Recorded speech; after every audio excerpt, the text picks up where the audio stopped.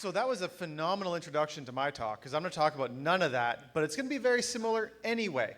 I've been here for a while. These slides always feel weird. If you have questions, you can come find me. I think I'm just going to point at that screen over there just to be different. I like math. I probably, and this is a bit of a bait, but I probably have the nerdiest tattoo in the room. Ask me about it later. Oh, right, we're getting kicked out. Ron told me 4 hours ago to hurry up. So that's where I'm at, and that's where I'm coming from. Hurry up. Yeah, thanks, Ron. So I spent about 12 hours trying to figure out how to do this. And so you're going to learn how to do that in about 11. That's the best I can promise. Any more than that, that's on you. That's not on me. And at the end of the day, we don't actually sideload anything. I mean, we do, but we also don't, but we do. We just install apps from Mediafire. That's all we do. That's all this is about. So the whole point here is how many people have a Bluetooth device that probably shouldn't have Bluetooth on it? And it has an app that you get from a QR code, not from the App Store or Google Play. And it has no MFA, and it asks for information, and it wants your location, and all of your access to your photos, and you're like, why? This is for my USB current meter, right?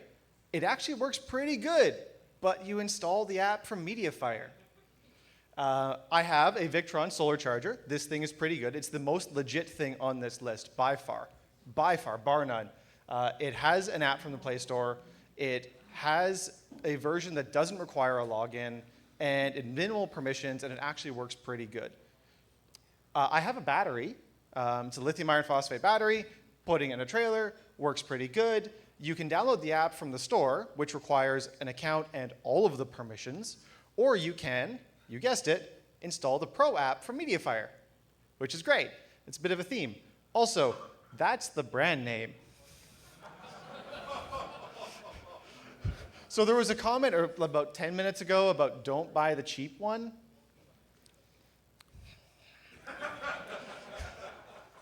Innova has made the choice to, this is the Innova I have. I'm just going to keep switching to screw with people. This is great.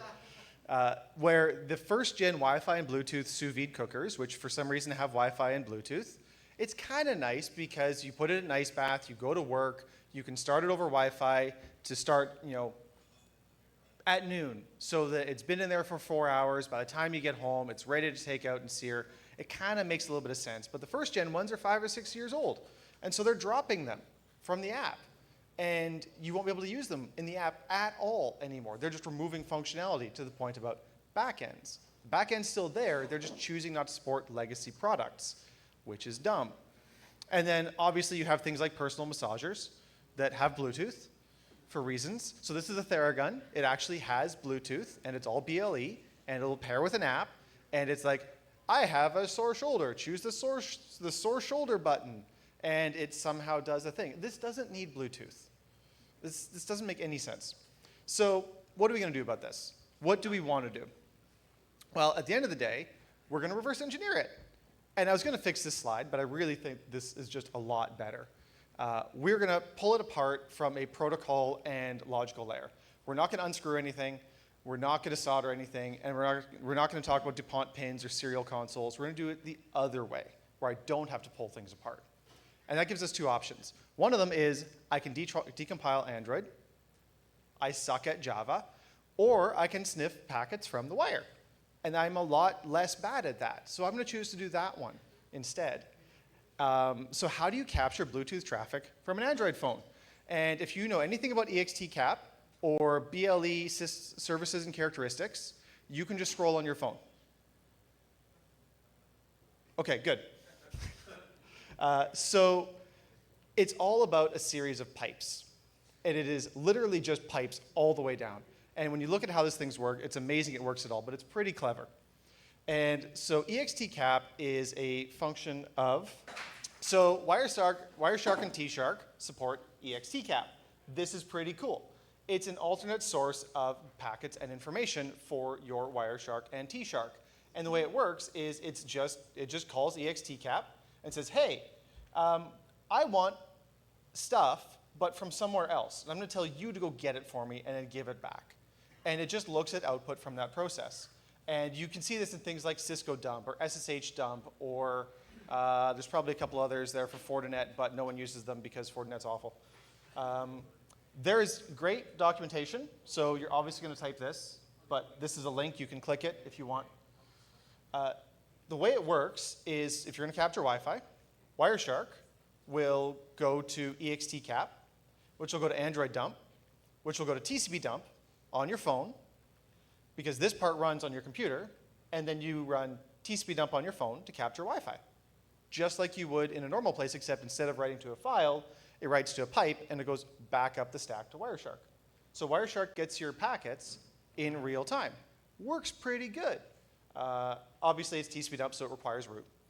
And Android dump supports a whole pile of sources, including Logcat, which is for things like audit logs or bug reports, all sorts of things. The one we're particularly interested in is BT Snoop. And it's for anything greater than Lollipop, if you remember the days when Android was still named after candies.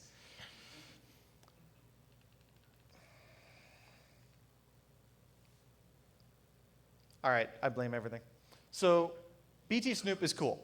It basically says you go into developer options, you turn it on, and it says, hey, when you capture Bluetooth, capture all stuff, all of the frames. And it actually gets us everything.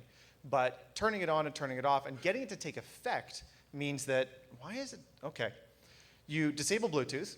You go to system settings. You enable developer options. You turn on Bluetooth snooping. And then you turn it off. Then you turn Bluetooth on. And you turn Bluetooth off. And you turn snooping on. And then you turn Bluetooth on. And then you turn Bluetooth off. And you turn Bluetooth back on again. This is the order of operations. And the reason kind of makes sense when you think about it.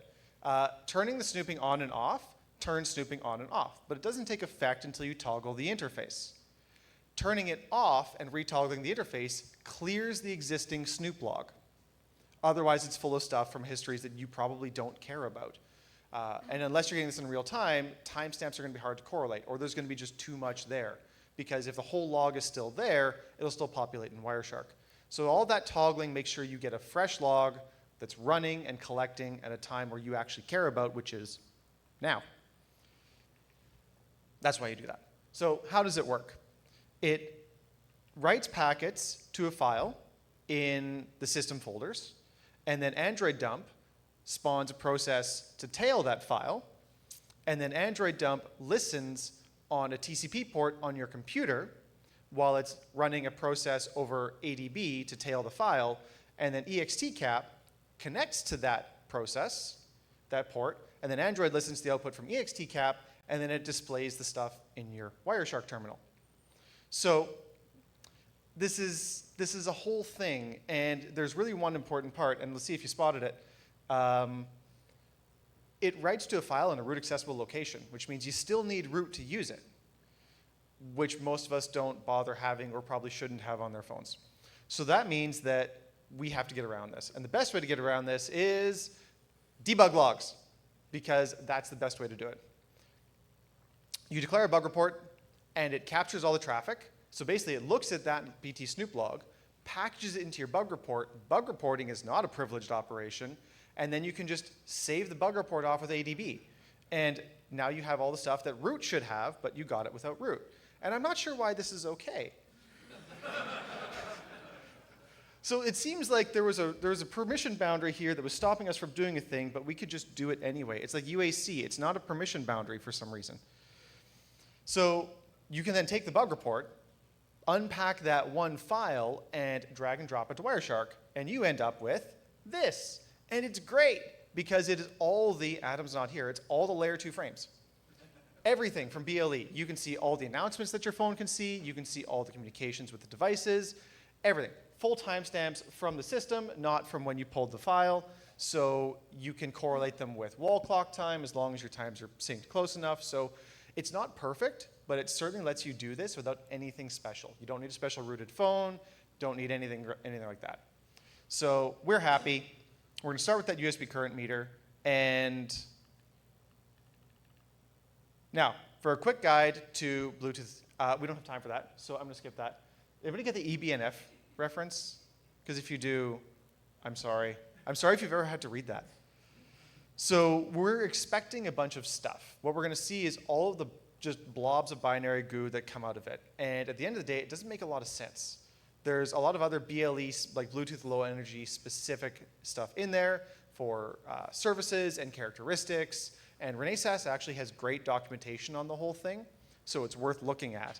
But we're going to skip a lot of that because I'm just going to decompile some Android apps and see if I can put the two of them together and meet in the middle.